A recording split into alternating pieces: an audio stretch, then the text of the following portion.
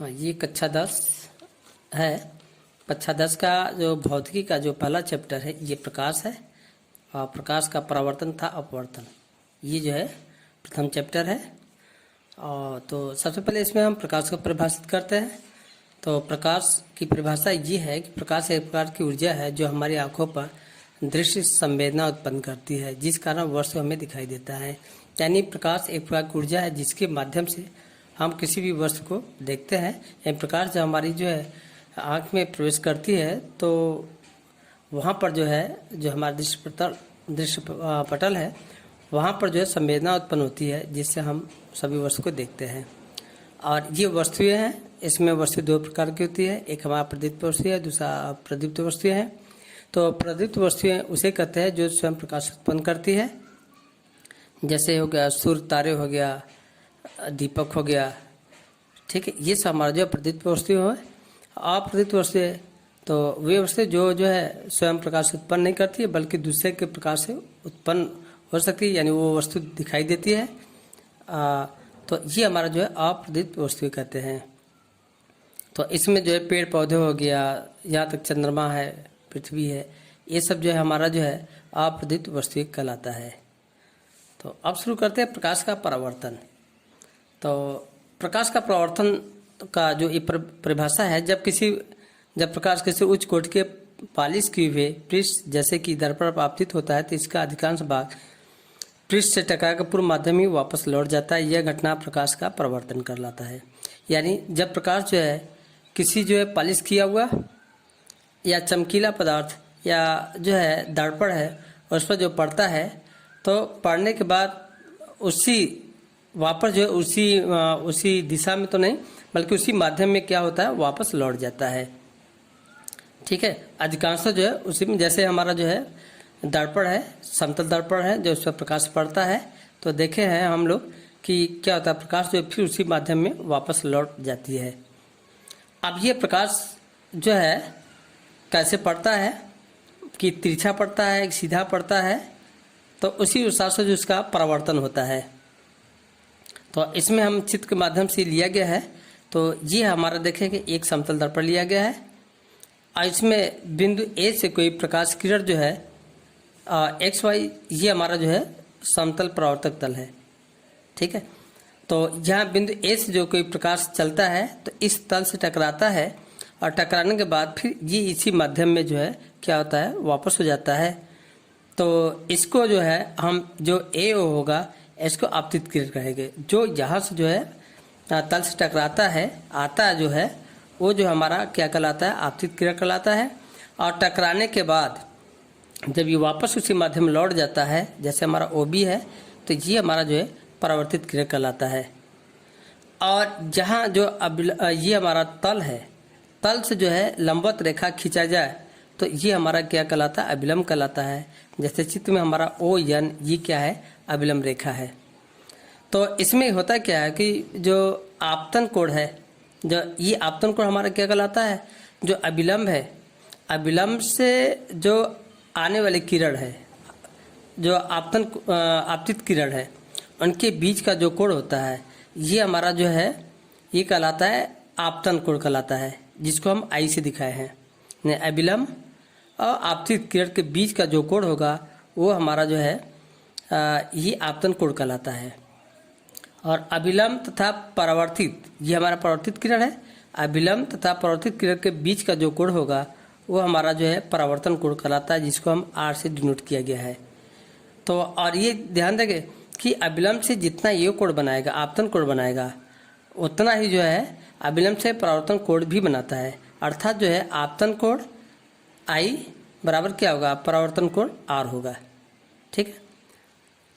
तो ये हमारा हो गया कि आपतन कोण सदैव जो है परावर्तन कोण के बराबर होता है। अब परावर्तन के नियम क्या है, तो परावर्तन के नियम के दो नियम होता है। पहला है कि आपतित किरण, परावर्तित किरण तथा आपतन बिंदु पर अभिलंब तीनों एक ही तल में होते हैं। यानी ये देखेंगे ये आपतित किरण हो गया, ठीक है, ये हमारा जो है परावर्तित किरण हो गया। और ये जो है आपतन बिंदु हमारा क्या होता है, जहाँ पे ये जो है आपतित किरण जहाँ पे मिलती, तल से जहाँ तक मिलती है वो हमारा जो है आपतन बिंदु होता है। यानी आपतित किरण तल से जिस बिंदु पर आके टकराती है वो हमारा क्या कहलाता है, आपतन बिंदु। जैसे बिंदु ओ हमारा क्या है, आपतन बिंदु हो गया। तो इस तरीके से जो है पहला जो नियम है, आपतित किरण, परावर्तित किरण और अभिलंब तीनों एक ही तल में होते हैं। तीनों एक ही तल में, ये तीनों एक ही तल है, ठीक है, तीनों एक ही तल में ये होते हैं। ये तो जो है परावर्तन का प्रथम नियम है। और द्वितीय नियम है, आपतन कोण सदैव परावर्तन कोण के बराबर होता है। जैसे बताया गया, ये आपतन कोण सदैव जो है परावर्तन कोण के बराबर होता है। जैसे 30 अंश है, ये भी 30 अंश होगा, ये 50 अंश है, ये 50 होगा। और कभी कभी यदि जो है, यदि कोई प्रकाश किरण जो है ठीक जो है लंबवत आपतित होती है, तो परावर्तित किरण जो है वो भी जो इसी के लंबवत ही वापस लौट जाएगी। तो ऐसे में जो है आपतन कोण बराबर परावर्तन कोण, ये बराबर क्या होगा, 0 होगा। यानी ये जो है आपतन कोण यदि यनुक दिशा से आके टकराती है तो परावर्तन जो है, परावर्तित किरण जो है ये ठीक जो है ON दिशा में होगा। यानी आपतित किरण NO दिशा में है, यानी लंबवत है, तो जो है परावर्तित किरण जो है ON दिशा में होगा। ऐसे में आपतन कोण और परावर्तन कोण दोनों 0 होगा। तो ये तो हो गया जो है ये प्रथम नियम और द्वितीय नियम। अब चलते हैं गोलीय दर्पण के बारे में है कि गोलीय दर्पण क्या है। तो गोलीय दर्पण जो है होता क्या है कि इसमें, अच्छा एक चीज़ और बता दें कि ये जो है परावर्तन के नियम तो हो गया, इसके जो है समतल दर्पण है। जैसे समतल दर्पण लिया गया है तो समतल दर्पण द्वारा जो है बना प्रतिबिंब सदैव आभासी और सीधा होता है, ठीक है। समतल दर्पण जैसे हमारा जो शीशा देखते हैं हम लोग प्रयोग करते हैं, तो उससे देखेंगे समतल दर्पण जो है सदैव सीधा होता है लेकिन आभासी होता है वो, ठीक है, सीधा प्रतिबिंब बनता है। और इसके बाद है कि प्रतिबिंब का आकार जो है वस्तु के बराबर होता है। यानी जितना जो है वस्तु होगा या हमारी जितनी लंबाई होगा उतना ही लंबाई जो है उस दर्पण में भी दिखाई देगा। तो इस तरीके से वस्तु का आकार के बराबर होगा प्रतिबिंब का। और तीसरा ये कहेंगे कि जितनी दूरी पर हम दर्पण से रहेंगे उतना ही दूरी पर वो क्या बनेगा, प्रतिबिंब बनेगा।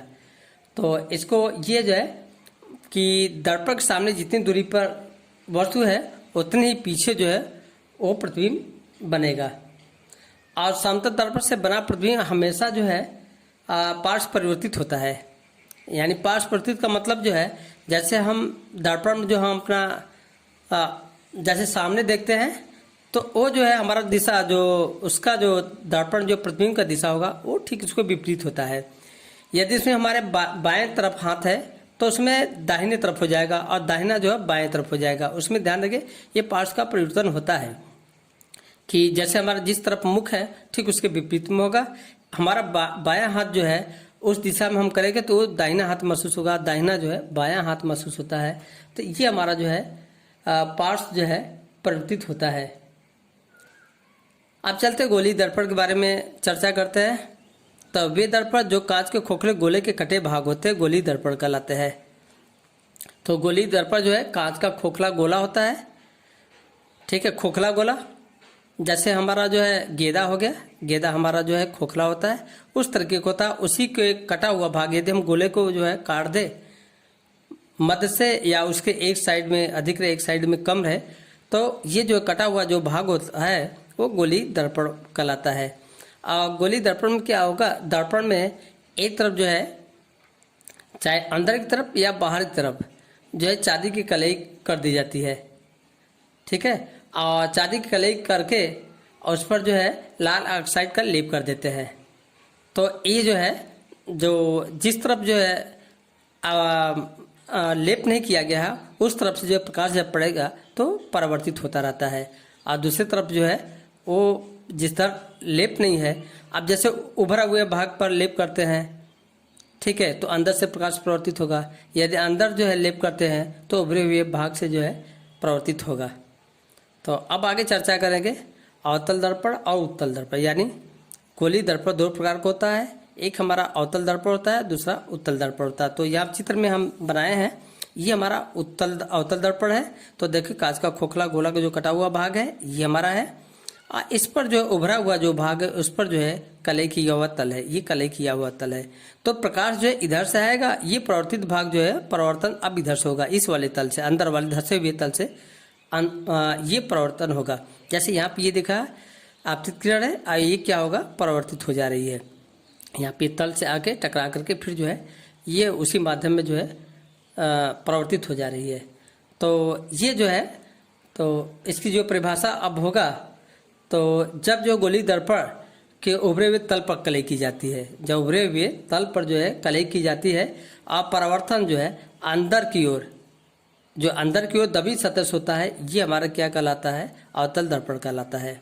अवतल दर्पण क्या होता है, जैसे ये हमारा है, और जब अंदर की तरफ कलई कर दी जाए तो जो उभरा हुआ भाग है, ठीक है, उभरा हुआ भाग, इससे हमारा जो है प्रकाश क्या होगा, परावर्तित होता है। जैसे यहाँ से ये प्रकाश आया और फिर ये क्या होगा, इस दिशा में वापस लौट गया, तो ये उभरे हुए भाग से जो है परावर्तित होता है। तो इसकी परिभाषा हम इस तरीके से दे सकते हैं कि वे सभी दर्पण जिनमें दबे हुए तल पर कलई होती है, दबे हुए तल पर कलई होती है, तथा परावर्तन बाहरी उभरी सतह से होता है। परावर्तन जो है बाहरी उभरी सतह से होता है, ये कहलाता है उत्तल दर्पण कहलाता है। ठीक है, और आगे देखते हैं।